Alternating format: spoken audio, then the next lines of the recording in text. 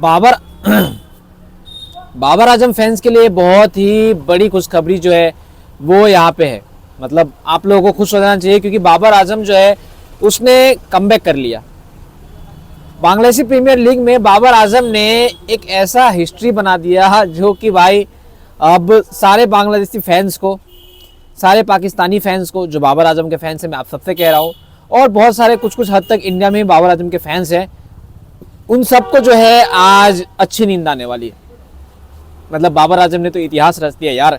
कहा उस खिलाड़ी के बारे में यहाँ पे पिछले साल कहा जाता था कि बाबर आजम जो है वो खत्म हो चुका है, बाबर आजम जो है वो रन नहीं मार पा रहा, बाबर आजम जो है वो अब यहाँ पे मतलब वो प्लेयर नहीं रहा जो उसमें पहली बात हुआ करती थी। लेकिन बाबर आजम का कमबैक हुआ। बाबर आजम को कप्तानी से हटाने के बाद बाबर आजम का कमबैक हुआ।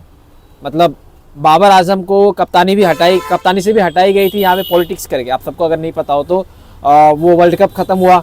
वर्ल्ड कप खत्म होने के बाद बाबर आजम जाते हैं पाकिस्तान के अंदर उन्हें कहा जाता है कि बाबर आजम भैया आपसे हो गया, अब आप यहाँ पे कप्तानी से रिटायरमेंट दे दो, और जो शाहीन शाह अफरीदी है उनको कप्तान बना दिया गया। मतलब पॉलिटिक्स तो चला था बाबर आजम के खिलाफ। फिर उसके बाद उनके फॉर्म को लेकर भी यहाँ पे बातें उठी कि भाई ऑस्ट्रेलिया दौरे पे जब वो लोग बैटिंग करने गए, ऑस्ट्रेलिया दौरे पे खेलने गए, तो बाबर आजम का फॉर्म काफ़ी ज़्यादा बुरा था। ये बात आप लोग भी जानते हो, ठीक है।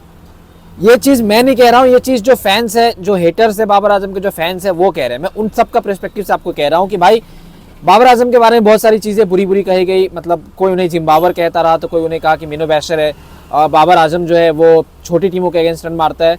बाकी यहाँ पे चीज़ें चलती रही। ऑस्ट्रेलिया के टेस्ट मैचेस में बाबर आजम का बल्ला नहीं चला, और ये बात रियलिटी है कि बाबर आजम का बल्ला जो है वो ऑस्ट्रेलिया दौरे पे नहीं चला। लेकिन फिर आता है यहाँ पे न्यूजीलैंड दौरा, जहाँ पे बाबर आजम को एक और सेटबैक मिलता है, और उस सेटबैक में बाबर आजम को ओपनिंग बैट्समैन की जगह 3 नंबर पे कर दिया जाता है। मतलब बैक टू बैक सेटबैक कर दिया जाता है बाबर आजम को, और 3 नंबर पे उसे कह दिया जाता है कि भाई आप ओपनर बैट्समैन के हिसाब से मत खेलो, यहाँ पे रिजवान और सैम अयूब खेल लेगा। लेकिन जब न्यूजीलैंड का मैचेस स्टार्ट होता है ना, तो वहाँ पे हो जाता है उल्टा। जो ओपनर्स होते हैं वो रन नहीं बना पाते, और 3 नंबर वाले बल्लेबाज जो है बाद 3 मैचेस में 50 रन मार देता है, और वो है बाबर आजम।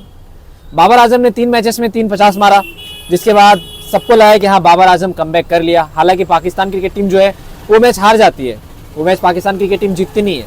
अब अकेला बाबर आजम 50 मार के कितना ही जिता दे, उसमें भी बाबर आजम को जो क्रिटिसिज्म है वो सहनी पड़ती है कि बाबर आजम के जो बुराई करने वाले लोग हैं, अब मैं उनके पर्सपेक्टिव से आपको कह रहा हूँ कि भाई बाबर आजम जो है वो मैचेस फिनिश नहीं कर पाता। बाबर आजम मैचेस फिनिश कर ही नहीं पाता यार, उसको क्यों रखा गया टीम में। मतलब एक तो बंदा 50 मारा, फिर ऊपर से ये सुनना पड़ रहा है कि बंदे ने टीम जो मैचेस है वो फिनिश नहीं किया।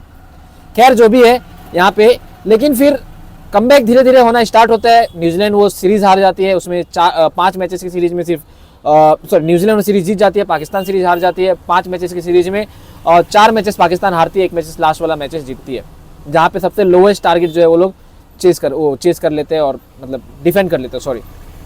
तो अभी यहाँ पे मैं आपको बताऊँ, और तो फिर आता है बांग्लादेशी प्रीमियर लीग, और वहाँ पे बाबर आजम एक हिस्ट्री बनाता है। 6 मैचेस में बाबर आजम जो है वो सबसे हाईएस्ट टॉप स्कोरर बन जाता है बांग्लादेशी प्रीमियर लीग का, और उसी हिस्ट्री के बारे में मैं बात कर रहा हूँ। 6 मैचेस में बाबर आजम ने 233 रन मारा। हालांकि इसमें भी जो है कुछ चीज़ें हैं, अगर मैं आप लोगों को बताऊँ तो बाबर आजम जो है ना वो पिछले मैच में 36 बॉल में 37 रन मारे, इस मैच में लास्ट वाले मैच में 43 बॉल में 47 रन मारे, और उसको लेके भी बाबर आजम का मजाक जो है वो उड़ा रहे। और ये मैं इन लोगों के पर्सपेक्टिव से कह रहा हूँ, जो लोगों की सोच है उस पर्सपेक्टिव से कह रहा हूँ कि भाई इतने कम रन जो है आप इतने ज़्यादा बॉल में कैसे बना रहे हो।